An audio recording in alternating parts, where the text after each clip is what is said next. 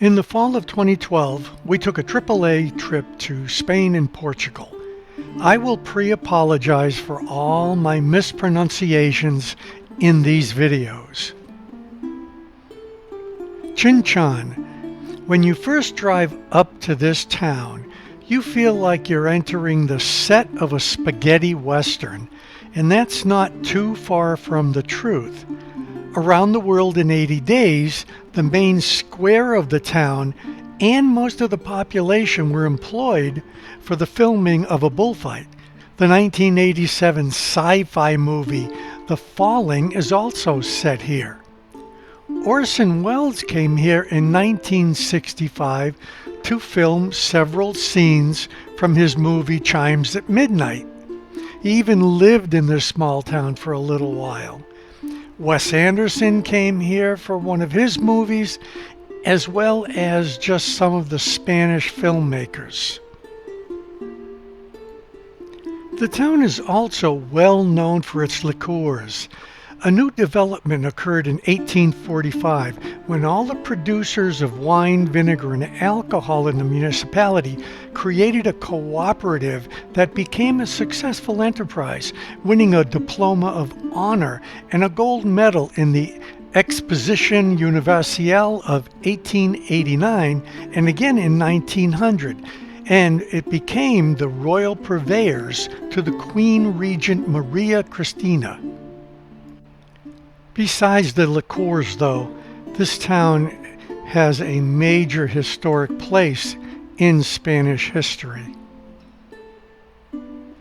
The first prehistoric relics date back to the Neolithic, and there are many caves from this period that are now used for wine storage. Many remains have been found inside these caves. In Roman times, farming became a well-organized activity. The area was controlled by a nearby military garrison, and this allowed a lot of small settlements along this valley and on the edges of the plains to begin to settle here. The area was also part of the Islamic Spain for 3.5 centuries, from the first conquest in the 8th century until the mid-12th century. The town of Chinchon itself was founded in this period, approximately in the year 1000. At that time, though, it was just a small citadel, and some of the ramparts are still visible, but it's hard to tell which is the new construction and which parts are from that time period. The Christians regained control in 1085. Many kings have been proclaimed in the center of this town, so this little town was very important to them.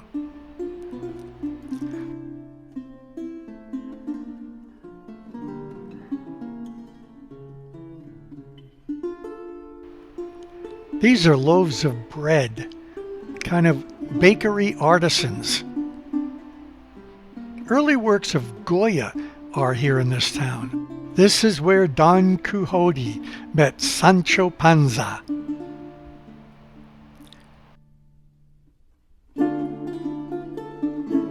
The entrance to a club that goes to one of those caves talked about before. This cave is being used to store wine. You walk down and down and down, and you look around, you see all these big vats, and then the sampling.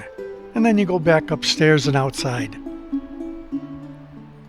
Chinchon has seen not only its share of kings and foreign soldiers, from the War of Succession to the War of Independence. Many civilians were killed right in the streets of this town.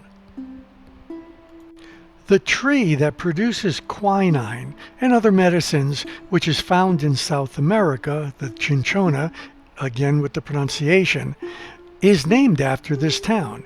And that's because supposedly during that time, a lot of South America was, and I use this term loosely, owned by Spain.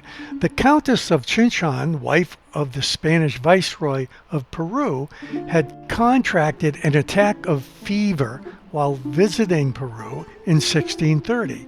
She was allegedly to have been cured by the cinchona bark. You can tell it was a cloudy, rainy day.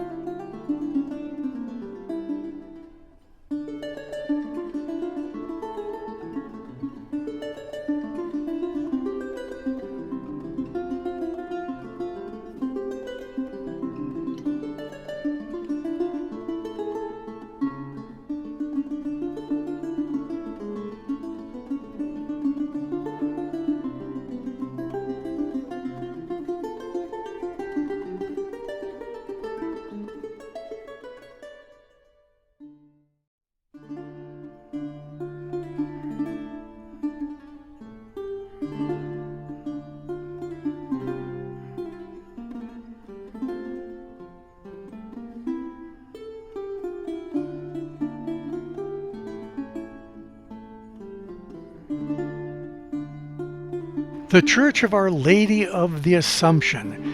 Its construction began in 1534 as a chapel attached to the Count's Palace, but it wasn't finished until 1626. It took 48 years, not because of the workers, but because of the royalties. It took them that long to agree on the perks for paying for its construction. There were three conditions: having a privileged view at Mass, displaying the Count's coat of arms on the main facade, and that all the counts would be buried in the church. This tower was part of an old parish church which was built before the 15th century. The church itself was destroyed by Napoleonic troops in 1808. The empty space left by the missing building is now a small garden. The surface of the garden is built on top of the debris caused by the destruction of the church. It's completely buried at the foot of the tower. The tower and its bells are still used for traditional functions, such as tolling on the passing of neighbors or to announce religious acts and events.